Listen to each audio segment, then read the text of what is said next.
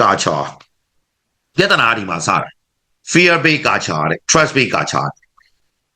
လူတွေကိုကြောက်တရားတွေနဲ့ထဲတာမင်းဒါလုံတော့ဒီလိုလုံတော့မလုံရင်ဘာဖြစ်မယ်ဆိုတဲ့ကျွန်တော်တို့ကလုံနေတယ်စူးစမ်းပြီးလုံနေတယ်ဒါပေမဲ့ကြောက်လို့လုံနေရတာအဲ့ဒီကာချာကြီးကလည်း manager က GM ကိုကြောက်တာ GM ကလည်း driver ကိုကြောက်ရတယ်အကြောက်တရားတွေနဲ့စိုးမိုးပြီးတော့လုပ်ငန်းမှာ fear based ကာချာတွေဖြစ်တယ်အဲ့တော့ innovation တွေ credibility မထွက်ဘူးကျွန်တော်တို့ဘယ်ကိုပြောင်းရမလဲတဲ့ယုံကြည်မှုနဲ့တိဆောက်တဲ့ကာချာမျိုးဖြစ်ဖို့လိုတယ်တဲ့အဖွဲ့အစည်းတွင်းမှာတဲ့ trust based ကာချာကျွန်တော်တို့ယုံကြည်ပါကိုယ့်ရဲ့လုပ်ဖို့ကိုင်ဘက်တွေတာဝန်ယူနေတဲ့လူတွေချင်းချင်းမှာကျွန်တော်တို့ယုံကြည်မှုတွေကျွန်တော်တို့တိဆောက်ဖို့လိုတယ်ကျွန်တော်တို့ရဲ့ယုံကြည်မှုတွေဒီတကယ်ကောင်းမွန်တဲ့ယုံကြည်မှုတွေဖြစ်ဖို့လိုတယ်အဲ့လိုယုံကြည်မှုကာချာစီကိုတိဆောက်ထားနိုင်တယ်ဆိုရင်ကျွန်တော်တို့မှဆက်ပြီးဖြစ်လာမယ့်အရာတွေကဘာတွေလဲလို့ပြောရင်တဲ့ fear based ကာချာကတော့ရှင်းတယ်အမှားလို့ဖြစ်တယ်မင်းလောက်တာဟုတ်မင်းတို့တေချာမှမလုပ်တာမင်းတို့ငါအတန်တန်ပြောသားပဲမင်းတို့ဖြစ်ပြီမလားအခုမင်းတို့ဒါဘယ်လိုတောင်းဝင်ယူမှာလဲဆိုတဲ့အခြေအနေမျိုးတွေဖြစ်တတ်တယ်အဲ့တော့ဝန်ထမ်းတွေကဘာဖြစ်လဲလို့ပြောရင်မီတင်မှာတိတ်လေးနေတာပြောလိုက်ရင်မှားသွားမလားမသိဘူးငါတင်ပြလိုက်ရင်ပို့ပြီးရှုပ်သွားမလားမသိမတင်ပြရင်ကြောက်မန်နေဂျာပြောရင်ဘာပြောမလဲဟုတ်ကဲ့ပါဒါပဲပြောတတ်တယ် KPI မပြည့်ကျွန်တော်လည်းစူးစမ်းတာပဲကျွန်တော်စူးစမ်းပြီးလုပ်တာပဲအကျိုးဆက်ကဘာတွေဖြစ်လာမလဲဆိုရင်တဲ့ innovation တွေမရှိဘူးလုပ်ငန်းထဲမှာရှိနေတဲ့ information တွေကတကယ်မမြင်အောင် management က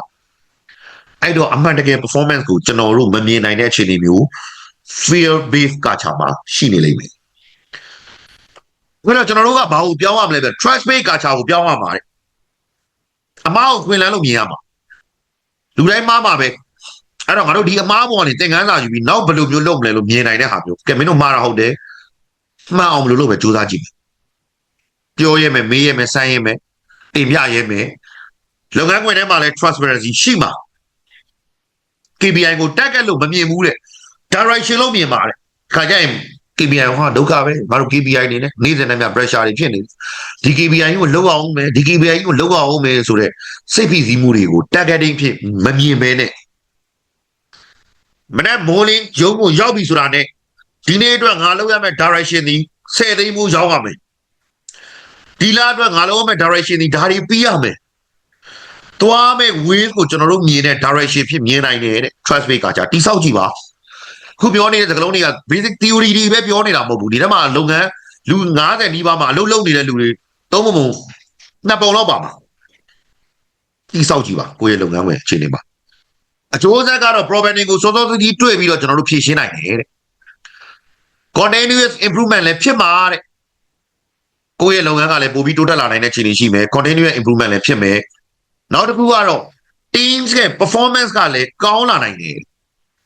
အဲ့တော့ beyond the performance ကိုပြောတဲ့အချိန်မှာကျွန်တော်တို့ကလုပ်ငန်းခွင်ထဲမှာ trust based ကချအမားတွေကိုသင်ယူလေ့လာခြင်းနဲ့ opportunity ဖြစ်မြင်မယ်ပြောရဲမေးရဲစမ်းရဲတဲ့အခြေအနေရှိမယ်ပုံမှန်လင်းဖြစ်မယ် KPI ကိုတက်ဖြစ်မမြင်တော့ဘူးလူတယောက်သူမနဲ့မိုးလင်းတာနဲ့ဒီလဒီတစ်ပတ်ဒီရက်တွင်းမှာသူလောက်ရမယ့်အလုပ် direction လို့သူမြင်လာပါအဲ့တော့ကျွန်တော်လောက်ရမယ့်လုပ်ကဒါတွေတော့ငါလောက်ရအောင်မယ်ကျွန်တော်တို့ direction ဖြစ်မြင်နိုင်တယ်အကျိုးဆက်ကတော့ကောင်းတယ်ပြဿနာတွေရှိစောစောတီးတီးဆရာကြီးဘာဖြစ်နေပြီဟိုမှာ fear based ကချာမတော့မပြောရဘူးပြဿနာတက်မလားမသိဘူးသွားပြောလိုက်ရင်ပိုဆိုးမလားမသိဒုက္ခပဲအဲ့တော့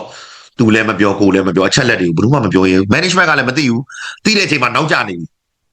နော်အဲ့နဲ့ထွင်ရမယ်ဟာပစိန်နဲ့လိုက်ပေါက်နေရတဲ့အခြေအနေဖြစ်လိမ့်မယ်အဲ့တော့ continuous improvement လည်းဖြစ်နိုင်တယ် team ရဲ့ performance လည်းတက်စီအဲ့တော့ကျွန်တော်တို့ကရှင်းမပြောခဲ့တဲ့ leadership ကိုကျွန်တော်တို့က controlling ကနေ coach ဖြစ်ပြောင်းရမယ် fear based culture ကနေ trust based culture ဖြစ်ပြောင်းရမယ်